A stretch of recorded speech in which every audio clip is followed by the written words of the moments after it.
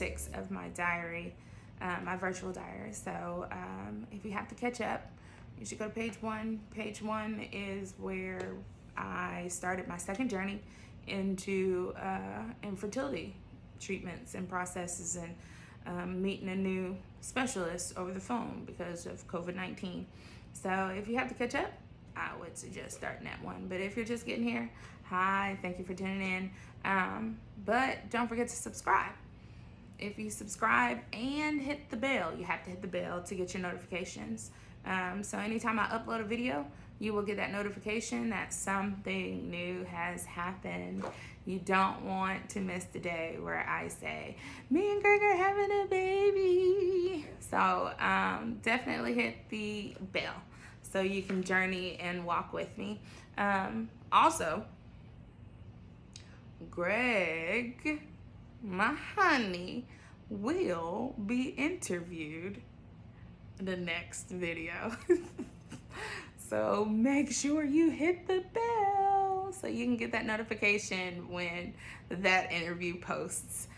Cause I told him I really need a male perspective. Even though it is my diary, even though it is my journey, I still want to hear your side of the story. So tune in page 7. That will be my page 7 of my diary.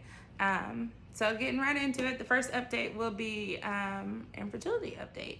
So you guys know on one of my diary pages, I went to get my blood drawn, and it went well. So my doctor gave me a list to do's, and one of the to-dos was to get my blood drawn, and I did. That's sent in. So I talked to the nurse on Monday. Step 2 was to get some exams done. So my doctor told me to call up to a nurse and schedule my exam. So I called up to the nurse to schedule the exam, and she called me back. Or no, I left her a message and then I emailed her because I wanted to make sure that the message got to her.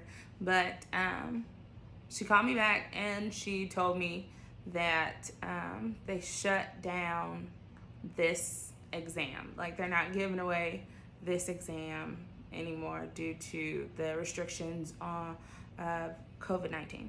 So I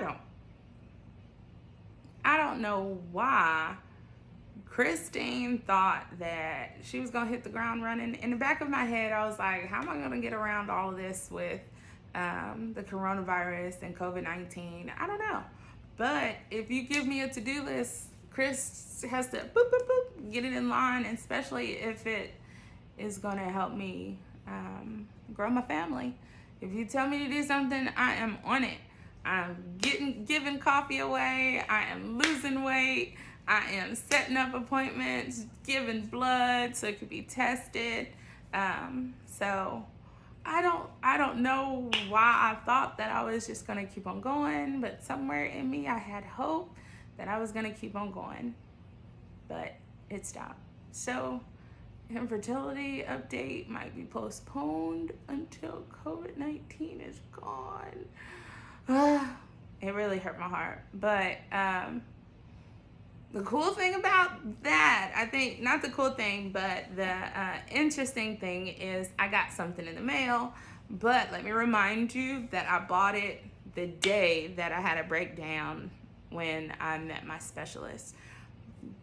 One of the pages in my diary, I explained that me and Greg started building a faith walk.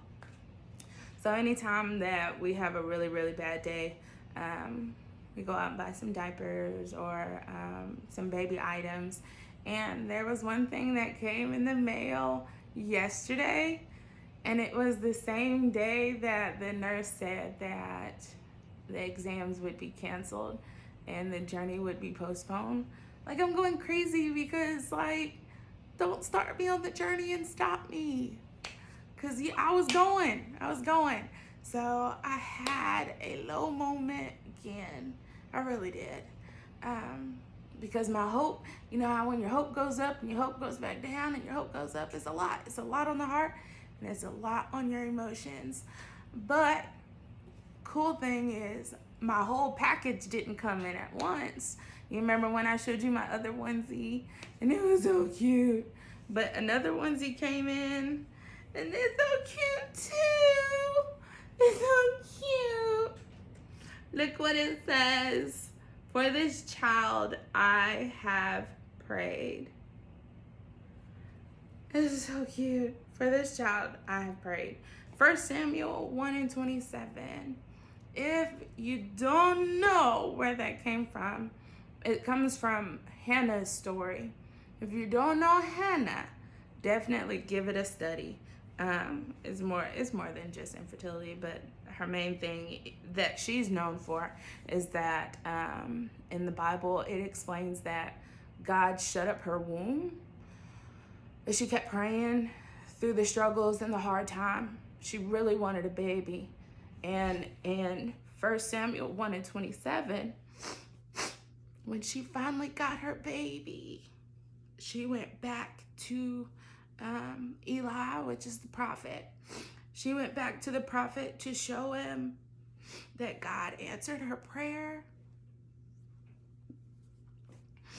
And then she dedicated her baby back to God, and they worshiped. So I'm excited and a little bit emotional. Look how cute it is. So every now and then when I have a really, really low moment, these kind of things show me a little bit of hope.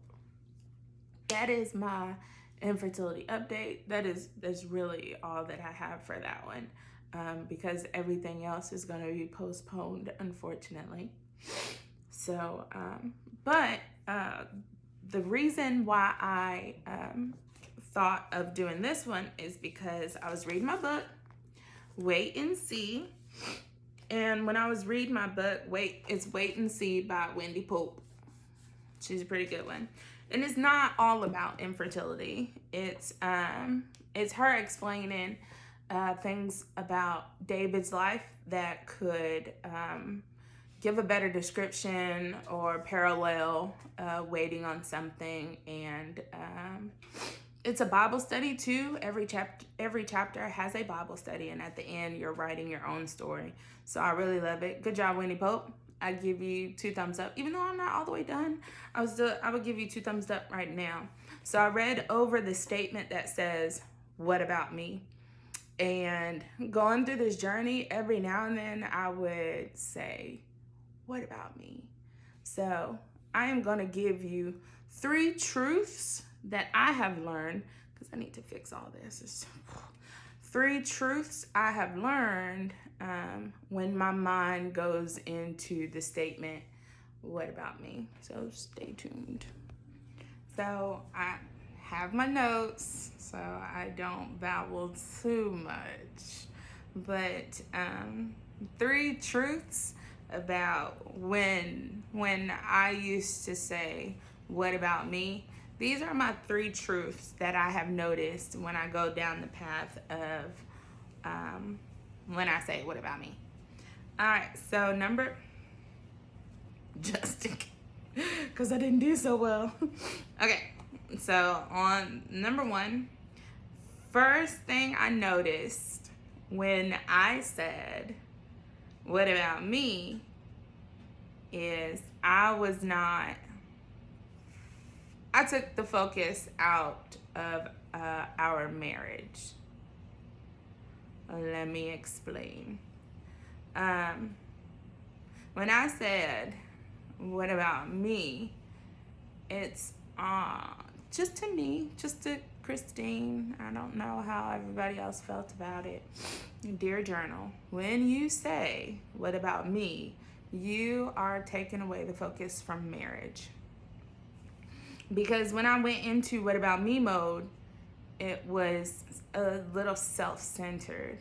Even though, yeah, I'm the one that was taking all the injections and being in uncomfortable positions with doctors and taking medicine and counting the days and things. When I went into "What about me?" I started going towards myself and not towards my husband. I wasn't leaning on the support of my husband, if I can say that. So when I started to say, what about me? It's forgetting the fact that Greg too. Greg also walks in this journey with me. So when those emotions of hurt and disappointment and not having a baby yet, or the cycle of disappointment every time I go to the doctor, and I had those, oh, what about me? I always forgot. It wasn't all about me. Greg walked in it too. So, Christine, my advice for you, because it's a journey. It's a journal, so. But definitely focus more on marriage. You should have. Focus more on marriage. Because the two are walking together as one. Two separate independents, different minds, different perspectives, but one, in my opinion. Not everybody else do marriage, but we believe that. And when I went into the mode of what about me, it wasn't acknowledging that we were one. Because if I'm not able to have a baby, we're not able to have a baby. If I wasn't getting pregnant, we weren't getting pregnant. If he wasn't having a child, I wasn't having a child, because we were going in this process together. So definitely when I noticed myself doing that later on in marriage, I found out that he is my greatest support system. Shout out to the husband. I do it all the time, so I guess it's a thing. So shout out to the husband. You are awesome. You are awesome. So with that, leaning on your support system, don't abort the process. If it is your journey, I finally had to accept that it was my journey. And I wasn't so selfish. I found out it was our journey. I can't say for Gregory. He will be on next week. He has an interview coming up. But I can say that definitely affected the marriage. So, even when they said, for better or for worse, this is not the worst, but it's pretty rough. It's pretty hard. You know how you can prepare for date nights. You can prepare for being engaged. Hopefully he prepared, just didn't willy-nilly it. But you can prepare for engagement, being engaged. You can prepare for a wedding. You can prepare yourself for being a wife and being a husband. You can prepare your mind, and you can try your best to prepare your heart. But this was not on the preparation table. There was no handbook for it. And we learned it on our own. A lot of bumps and bruises. But it came out beautiful. Even though we don't have a baby yet. I've learned to not be so selfish. Yes, I am the one taking the shots and on the pills, but he's walking with me as well. So definitely when I say, what about me? I learned that it could be a selfish emotion because I neglect. Hey, Greg's walking with me too, so let me lean on him. Don't leave It is a hard journey. It's a hard journey. But journey it together. It's better that way, trust me. It is definitely better that way. Number 2, and I'm almost done because I only got 3. I think this one is a rough one. This page is rough. Number 2, my truth about when I started thinking, what about me, was I noticed that one statement could bring so many emotions. When I sat there and I contemplated the what about me statement, and I let it linger too long, that one statement can get in your mind and it can get in your heart. So, and then all of a sudden, what about me becomes anger. What about me becomes bitterness. And if you're not careful, Christine and everybody else, if you are not careful, what about me can become jealousy. So there was a season in my life I had to pray for my heart. It's the heart that gets sick. Proverbs or another would say, hope deferred makes the heart sick. Waiting without seeing the manifestation of what you're waiting on can make the heart sick. So definitely guard your heart. No bitterness, no anger. And believe me, I was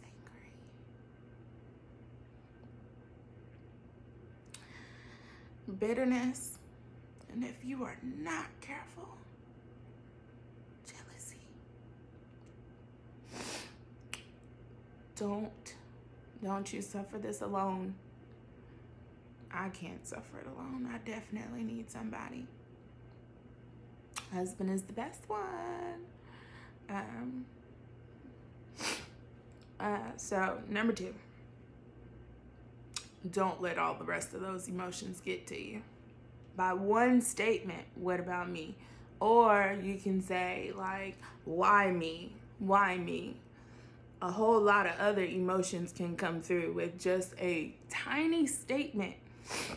You could just think about it so fast, and as soon as you think about it, it can enter into your heart. And that's when I learned, hey, you got to pray for your heart. It's a heart thing. I remember so many times, like I don't even know what they be praying about in church. Like I know it was supposed to be corporate prayer and all that, but my heart wasn't right. It was a heart thing. So I would sit there and just ask God to heal my heart. It's a hard thing. Because you can get a lot of things seeping in there if you want something so bad and it is not in your power to get it. Whether it be healing, I don't know, baby, I don't know, whatever it is. Don't let your heart get sick. Number 2. Last one, done. And this, I think, this is my truth that happened probably like a month ago or 3 or 4 weeks ago, month. But when that statement, what about me, slips in, I started to think, it was when I had my second specialist, when I talked to my second specialist, and I was going through a lot of emotions. That what about me and why me statement started to form into, okay, Chris, this is your journey, so what are you going to do about it? Okay, so I can't do anything about it, but what are you going to do with it? That means like, how are you going to inspire somebody else? How are you going to inspire somebody else? How are you going to tell everybody else to keep on going? Don't stop. Are you still going to keep on suffering in silence?